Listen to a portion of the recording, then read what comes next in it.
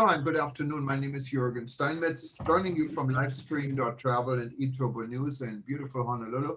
With me is Dr. Peter Tarlow in College Station, Texas. And we have a lot of things on our table on the plate today. I'm sorry to talk about. Peter, welcome. How's the weather in College Station? Here I can tell you it's beautiful today. Well, it's nighttime now in College Station, but it was a very hot and off and on rainy day. So it would pour, and it was very tropical. It would pour, and then the sun would come out, and then it would pour, and the sun would come out. So it's been but it's been, for us, cool, only about 90 degrees. So, but tomorrow it should go up to about 95 or so. So it'll be a typical Texas summer day. Well, it's summertime and people are traveling again, and we can see in many parts of the world, people try to get to a new normal. In some regions of the world, they're more successful than in others, but I think we're pretty successful in the United States, even though I understand there are challenges. We had a shooting today in New York. Yes. Yeah, and that's really part of the whole issue of tourism security. As you probably know, Mayor de Blasio has now put in an extra 100 police officers in New York City. And that's kind of ironic, as he defunded the police by $1 million and now is turning the police to solve it. Of course, we're seeing problems across much of the world on insecurity. Germany had, I think, its second knife attack today. So it had 3 people, and I think were knifed. And then in a town that your family was visiting. And then I think today, if I'm not mistaken, another 2 people were knifed. So that's, again, an issue of not necessarily tourism in that case. I think it was just local Germans, but anyone being stabbed with a knife is bad, to say the least. But a lot of people are starting to look at things. The UAE is trying to think about tourism policing. Many of the countries in the Middle East are trying to reopen their tourism, and one of the things they're going to need to do is tourism security. Mexico is trying to establish a national tourism police. And so all of these places are signs that without security, there is no tourism. And we've gone through the tragedy of lack of health security, biosecurity, they call it in Spanish. And we have forgotten on some level the other parts of it, developing good tourism policing, training, etc. So those are really issues that are constant. And then there are other interesting issues. Of course, there's a whole issue, the tragedy going on in Miami, and we now know that part of the building fell because of steel, and so that's, we're going to have to worry about that. They're worried that other buildings may also have these problems, and that would be a real, if people are afraid to go into buildings or into apartments or condominiums, that could be a real issue in the tourism world. So that's something we have to be very careful of our diagnosis to make sure it's a correct diagnosis around the world. And that could take place anywhere. And if you're talking about security and leaks in security, I found our story quite interesting about citizenship by investment. We had an example from Grenada where there was a major, or there is a major resort and condo development. What came to a stop because the Grenada government changed rules in funding such a project. And this was supposed to be funded fully by citizens that are not citizens yet, but they're invest citizens $100,000, and then they get this condo, and out of this they have to live there, or they can actually rent it out to someone else. And many of the hotels, I didn't know this, including the Hyatt Hotel in Grenada, have been built under a similar scheme.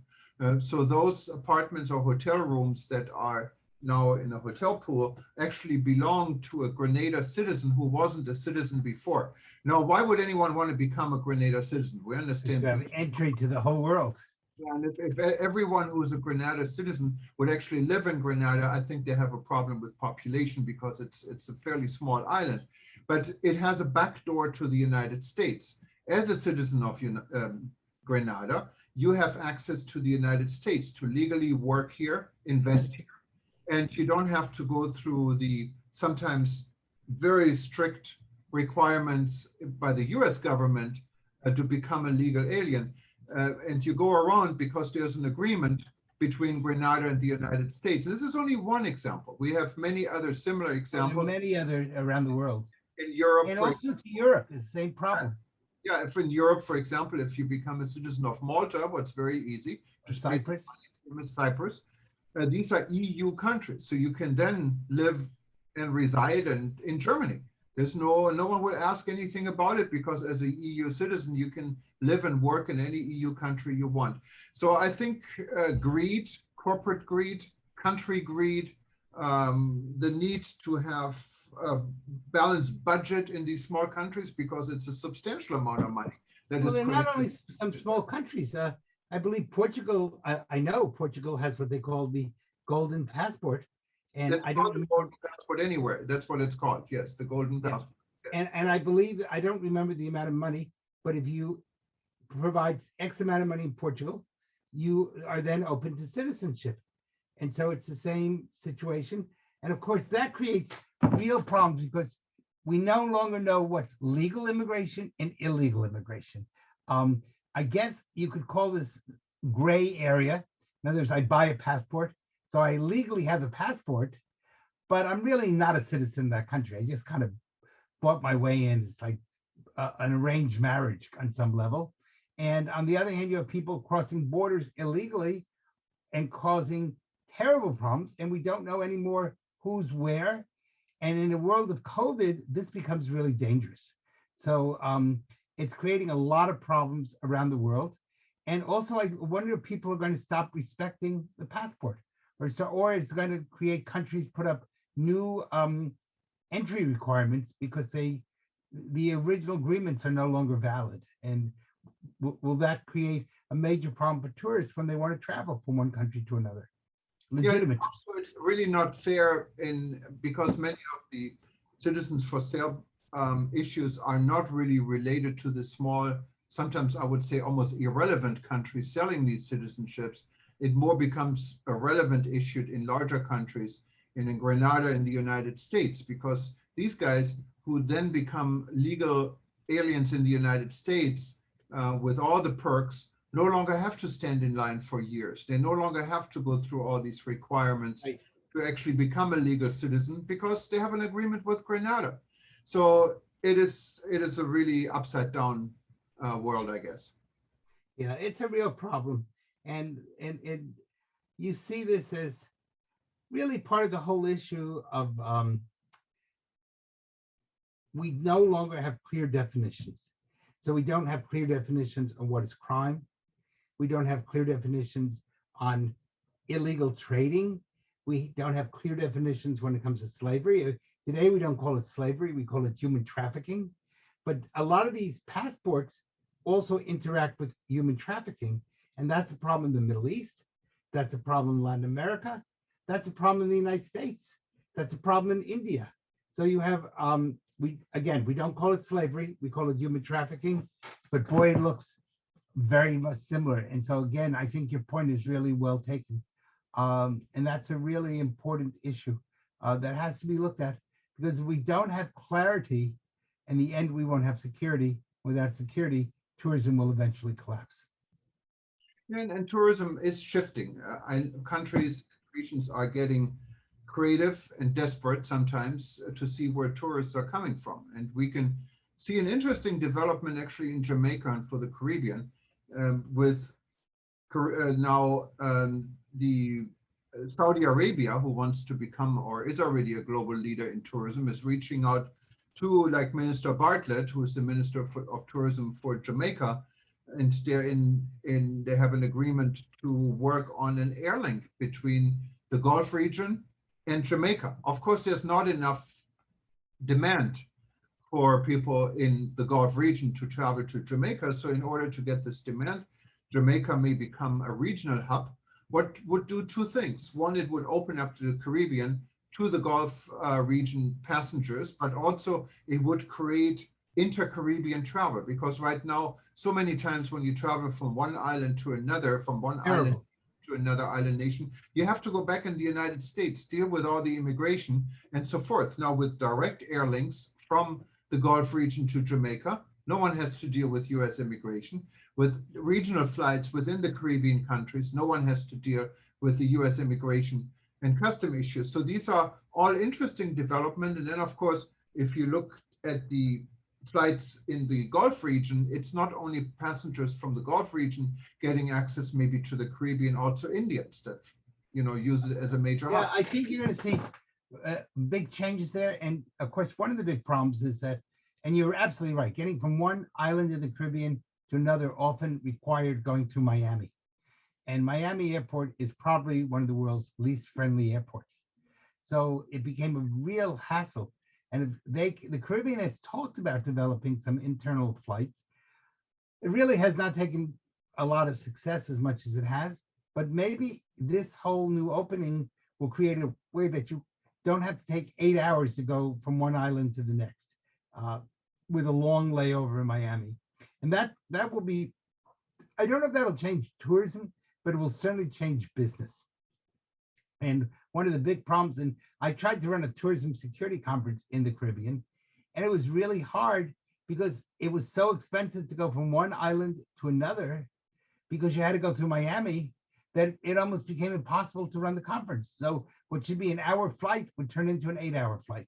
So this would be a really big deal. Of course, what we do have to hope is that last story we talked about selling passports, Jamaica doesn't end up becoming a place that also sells you citizenship quickly, and then it becomes a hub in 2 ways. So we have to hope that that doesn't happen. But the idea of having people travel more easily throughout the Caribbean is really important. Yeah, and we have seen the problem, or we still see it in Africa. It's even worse. You go from one country to another, and you have to fly to Paris to get this accomplished. So the world is not as interconnected as we see it here in the United States or in some other. And to say that also, there are lots of these airline families, and the airlines say that it's seamless to go from one airline to another that's part of their grouping, their family, but it really isn't. I mean, I have to switch from airline A to airline B. They're both part of the same group, and you end up, the seamlessness ceases to be seamless. So it's very difficult. And if you have to switch airlines in Paris or Miami, it's hard. It's just, you almost don't want to go. No, I mean, we have, our world is changing, but there are new opportunities. I think there are creative people need to be more creative. In the past, I think everyone was spoiled. Tourists were just coming in and there was no big need for big changes. Now there is a need for big changes. Competitiveness is starting again. I can see it here in Hawaii. Our tourism is absolutely booming. And our biggest problem is our 3 or 4 hour lines in front of restaurants. So if you wanted to have dinner, you better get in line at lunchtime because you won't be able to eat at dinner time. So how do you have social distancing? You don't. You're supposed to have your social distance, but I think that is all kind of getting history. And you can see it everywhere. I mean, I only go outside the Waikiki area because I don't have time to get into our lines. Not only the lines, we don't have workers. There's not enough. That's across the whole country. And so things are even taking longer, and you don't have enough staff cleaning the rooms. You don't have enough staff for anything. Well, of course, that whole problem of when we're paying people more money for unemployment than they could be working, why would you work? Exactly. And so that's a major problem across the United States. The tourism industry is especially suffering from that. And a number of states have now given back the federal money and said, no, we want people to work because business is collapsing. So you don't have social distancing because you're standing in line, but you have signs telling people to have social distance. I had something like that in Mexico where somebody gave this big lecture about social distancing, and then everybody wanted to take a picture with me. So I said, wait a second. If you're all taking a picture with me, how do we have social distancing? And they go, oh yeah. So somebody said, well, it doesn't count when you take a picture. I said, yes, it does.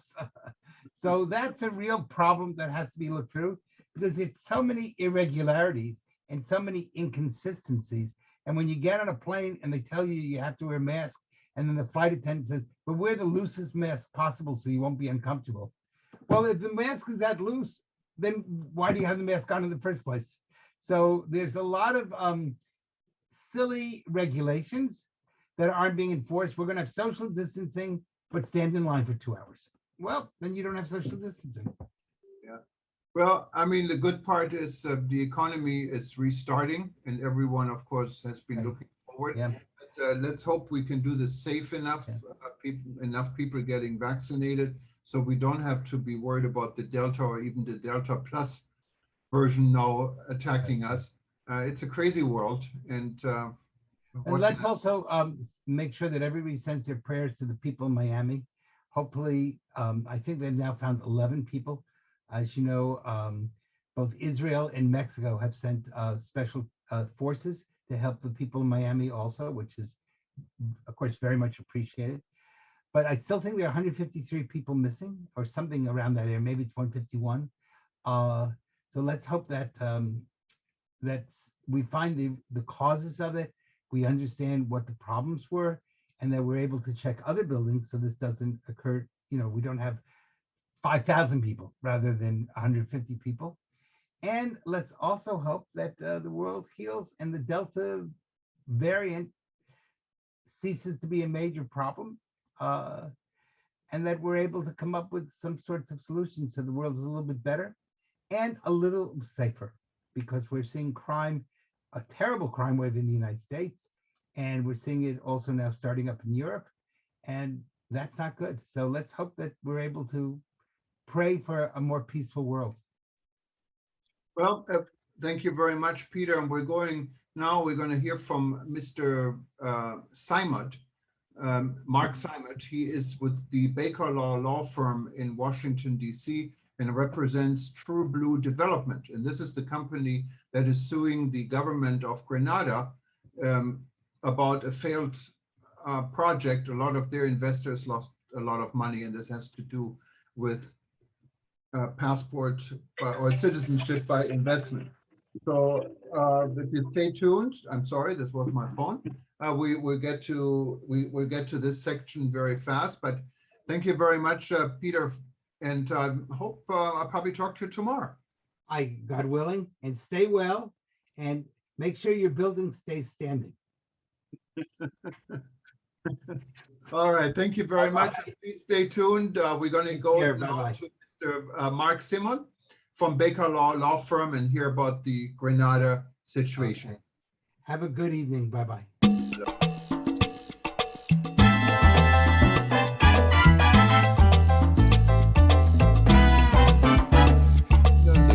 What can I tell you about what's going on? Well, I just thought it's an interesting story. That's why I contacted you. And I had to try to contact both the Grenada Tourism Board and the Ministry of Tourism, and they wouldn't say a thing. And they said they don't know about this development, but of course I find hard to believe. So. Well, you might try the Ministry of Finance, although I doubt they're commenting. It's Mike Sylvester. I think he's actually has a title of permanent secretary of the Ministry of Finance, but he's the guy we've been dealing with lately. Oh, okay. Yeah, I know. I've been to Grenada one time many years ago, and we work a lot with the Caribbean.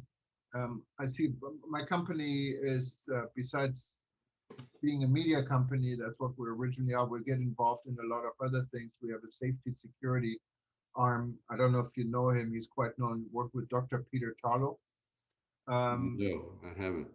So currently, we're training, for instance, Federal Mexican Tourism Police. They will be announcing shortly, and we work with the Jamaica government, with Sandwich Resorts, and so Caribbean has been a focus point in a lot of ways. And I'm not usually the one who's doing the interviews. I run the company, but I thought this is quite interesting from the history, and that's why, I contacted you. I think there could be a story, and if we can, if it makes sense to publish it from your end, and by all means. So what I understand, and I'm trying to remember, I should have read it right. I was on too many calls this morning. Started at 5 this morning. Yeah, I noticed that from your email. I'm on the board of so many organizations. We had a board meeting with the African Tourism Organization with WTN. It goes like, one after another. So it's kind of great. From what I recall, there was a resort complex, and I don't understand, you mentioned citizens for sale, citizenship for sale. So I'm trying to understand what happened to there. And then the complex was pretty much abandoned by the government when it comes to I don't know. You can tell Why me. don't I fill you in? So there is a project, it's called Kimpton Kawana Bay. It was approved by the government in May of 2017 with a $99 million budget. And basically everything was fine until December of 2020.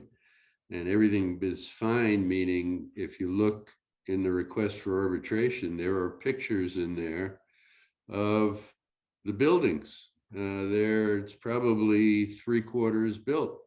There are 4 buildings. 2 of them are completely built. The third one is substantially built, and the fourth one is off the ground, not entirely built yet. But so in October of 2020, the Prime Minister went out there with what's called the CBI committee, and I'll explain that in a minute. And they couldn't praise the project enough.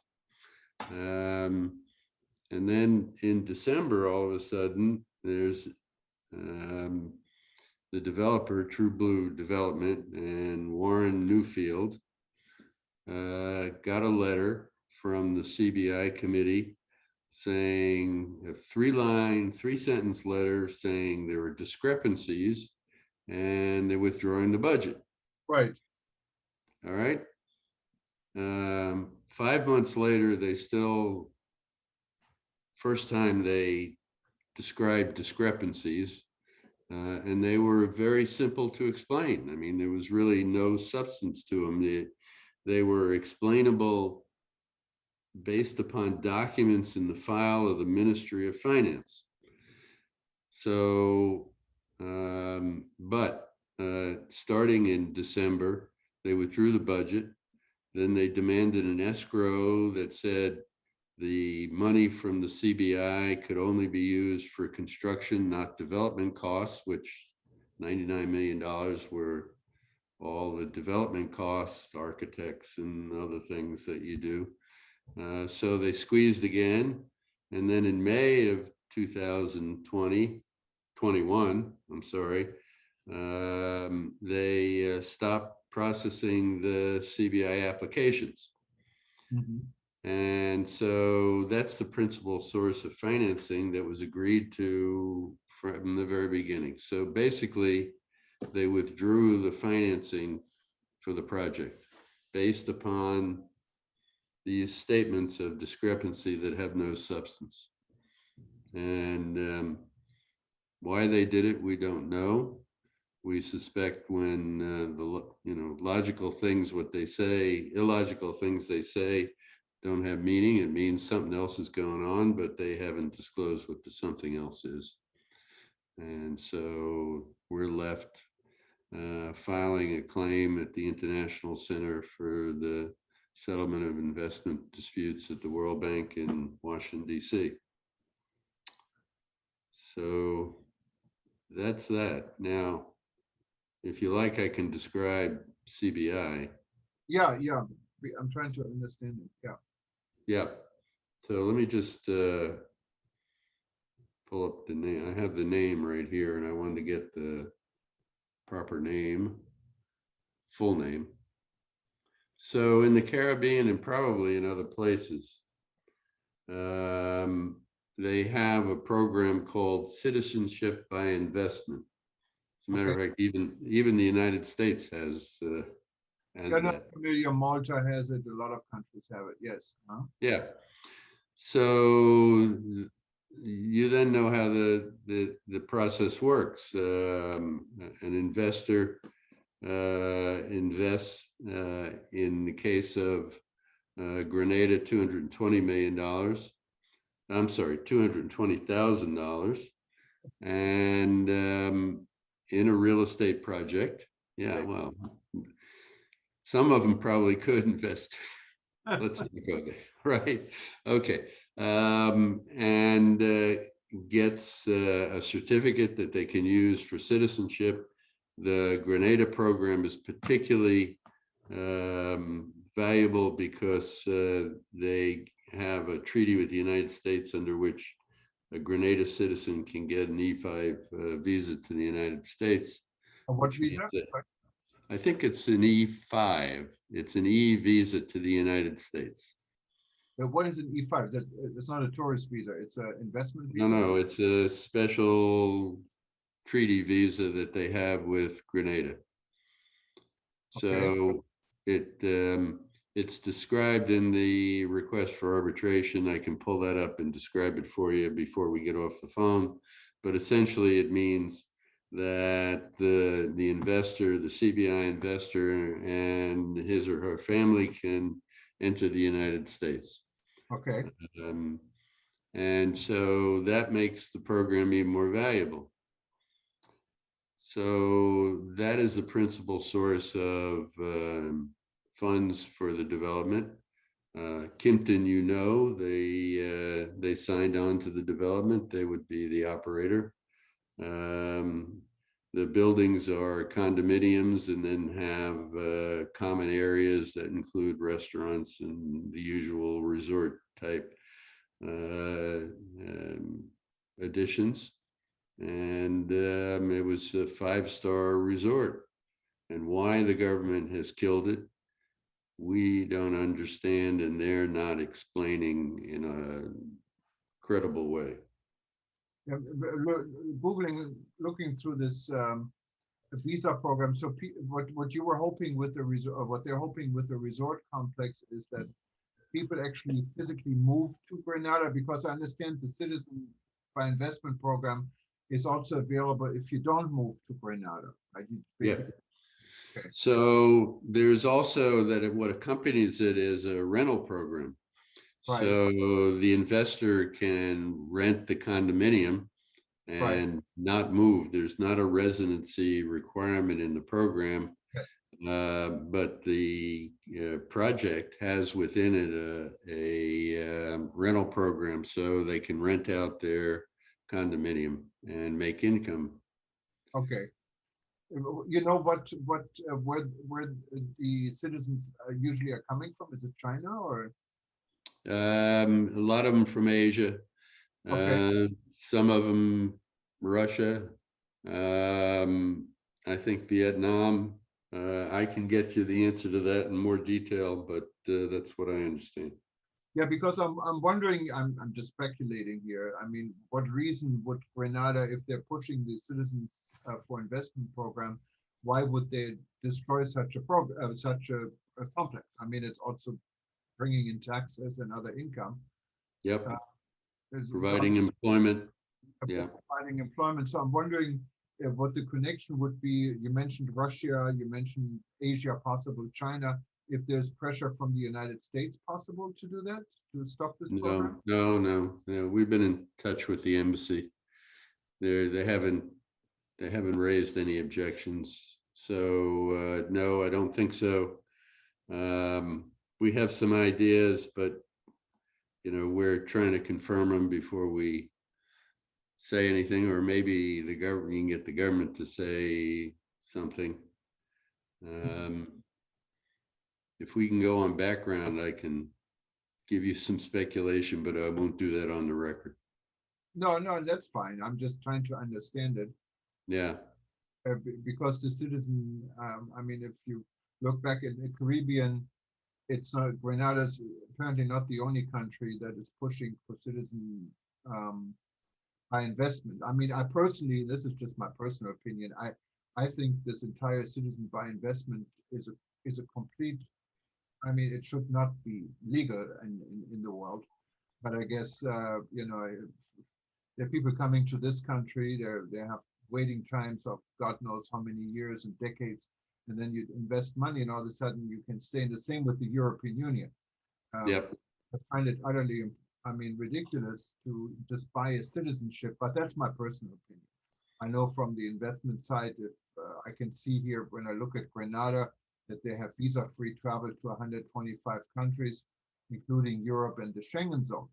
So if you see it from a security standpoint, depending who's getting these citizenships, I understand they need to have a clear criminal record, but that is all, you know, who's going to check it and how you're going to check it. You have an E2 visa. This is what between the Grenada and United States. So I'm just wondering if there's any pressure by any of these countries with visa-free travel, like probably the main ones is the United States and the Schengen zone, you know, to make it more difficult. But then again, within the Schengen zone itself, you find these visas in countries like Malta or Cyprus. I believe, I don't know if Cyprus is part of Schengen, but within the EU at least, that are promoting the same thing. We're not aware of anything like that. There's been no statements from the embassy or the United States against these programs. All they'd have to do is cut off the E2 visa or whatever. I mean, but so I don't think that's the issue. I don't think this relates to security of the program. Now, is the program pretty much dead, or is there a way to rescue it? Is the project, you mean? Yes, the project, yes. Unless Grenada changes its position on these three issues that we've raised, there's no way to finance the project. So it's in the hands of Grenada if they want to go forward. The developer wants to go forward, but is blocked. And we've told them that repeatedly over the last 6 months, that more than that. We've told them that if they impose these restrictions, they're killing the project, and yet they've gone forward. And now if they kill the project, you said there's construction already done. So some of the buildings are standing. So huge amount of construction. Yeah. And if you look at a country, Grenada is a very small island, basically. It's not going to be good to have unfinished constructions like this hanging around. I mean, anything from an environmental standpoint to an aesthetics. I mean, I don't know why would Grenada risk this? I mean, you know, it's a good question for Mike Sylvester to answer, or the Prime Minister, Keith Mitchell. You know, you might go straight to him. He's been on the public. He's been out in the public saying bad things about the developer and the project and whatever, and who knows why. None of what is being said can't be disproven by documents within the files of the Ministry of Finance. And we have given them statements from PKF International, which is in 150 countries, auditor saying all the money is being properly used. We have offered to have them audit. They haven't, they've sort of said they're going to do it, but they haven't done anything that we can see to do it. The books are open to the government if they want the books open. There's just nothing here that makes sense. So they need to explain it. Is it a US developer or? It's no, Mr. Newfield. Well, it is controlled by US investors. Okay. Mr. Newfield is from South Africa. He was in mining and went into development after that. The majority investors are US investors. Oh, okay. Mining in South Africa, also Zimbabwe. Yes, around the world. He was very successful in mining around the world. And what's his name? I'm sorry. His name is Warren Newfield, Newfield. Okay, I will ask one of I'm chairman of an organization. I don't know if you know this. It's called the World Tourism Network, and um, it was started out of COVID needs. You find it on WTN.travel. And one of our board member and friend is a gentleman by the name of Walter Memzebi. He was the former foreign minister under the dictator in Zimbabwe, Mugabe, and also the minister of tourism, one of the longest serving tourism ministers. What's his last name? Mzembi. Mzem. EI. And yeah, I would ask him because he knows a lot about the mining contracts in southern Africa.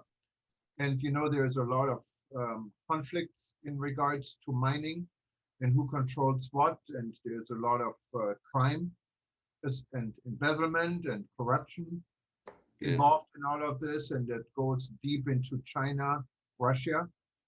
So I'm just trying to put this together, these pressures, because the citizens, when you say they're mostly Russians and maybe Chinese, maybe, I don't know where this is all connected, but it's pretty odd, The other thing you can do is Google Keith Mitchell, the Prime Minister, and you may get some clues out of that.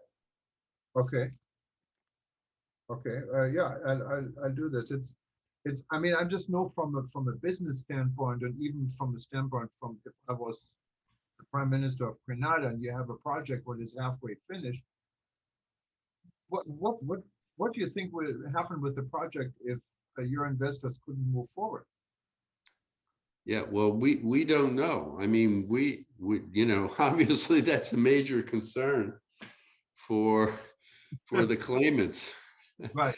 And we just don't know what Grenada has in mind.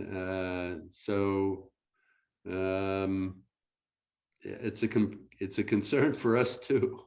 Right. Is it? Do you think there is a COVID connection because of the COVID situation? This is stopped? No, we don't see any. There was a request for like a $10 million increase in the budget, but that would have been financed by new applicants and CBI applicants. And so, or by other people that Mr. Newfield knows, that that arose because of COVID, but that's not what this is all about. That is, that's not stopping this project. What about from a competitive clause? I mean, I don't know the structure of hotels, for example, in Grenada. I mean, are there other major developments in the resort field that are? There are 18 developments. There's one other Kimpton development, but are some of the developers or is one of the developers behind this? That's a possibility, but that's total speculation. Right. That's definitely. Yeah, but what I'll do, I'm going to reach out to the Prime Minister, and I have we have someone else on our board who was for many years the head of the Caribbean Tourism Board, and I'm sure he can reach out to this guy. And it's definitely an interesting story. What a shame. I mean, not only for the investors, but also for the reputation of Grenada, I think. For the program for Grenada, but take a look. Do you have our request for arbitration? I'm going to read through this again, and to be honest, but take a look at the pictures. We're not, if you're talking about, is this a developer who isn't doing the development? I mean, the pictures tell the story.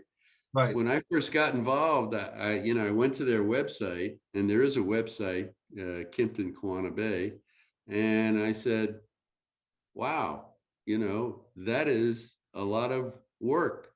Obviously, the money is being spent. Right.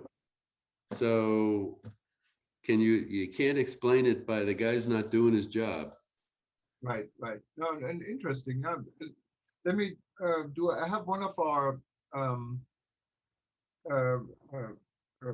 writers also maybe do a little bit more spend a little bit more time on it and see if we come up with something. Maybe if there's anything what's interesting, can I reach out to you again? Or? Yeah, I would appreciate it if you would clear any quotes. I mean, we've been on the record and I know that.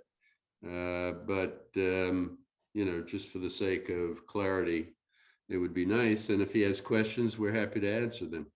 No, I appreciate it. Yeah, interesting story. And It should be, yeah. Yeah, wonderful. So I hope you enjoy your evening and yeah. And I'm sorry about yesterday. And you really touched me with Father's Day because that's where I was. And I just totally lost track of time. Oh, no, look, no, please don't take it against you. But I had, yes, in the last 3 or 4 days, I had so many calls, it wasn't just, I really don't do interviews. That's not what I do. There are other calls also. Yeah. And people just don't think anything. It's like 10 in the evening, midnight my time. I said, come on. Yeah, right. All over the world, So no problem. I can fully understand. No problem. Okay, good. All All right. right. Well, look, any questions, we're happy to answer. Appreciate it. Okay, good luck with that. And yeah, sounds like a good story. Okay, good. Take care. Thank you. So long. Bye. Bye.